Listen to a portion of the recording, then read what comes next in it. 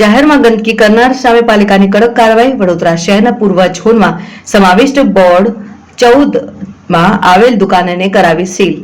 Lining વર્ક્સની દુકાન પાણીગેટ દરવાજા પાસે આવેલી છે. ત્યાં દુકાન માલિક રોજ કચરો ફેંકતા હતા. વારંવાર સૂચના આપવા છતાં ન માનતા આજે પાલિકા દ્વારા દુકાનને સીલ કરાવ તેમજ 5,000 રૂપિયાનો દંડ ફટકારવામાં આવ્યો.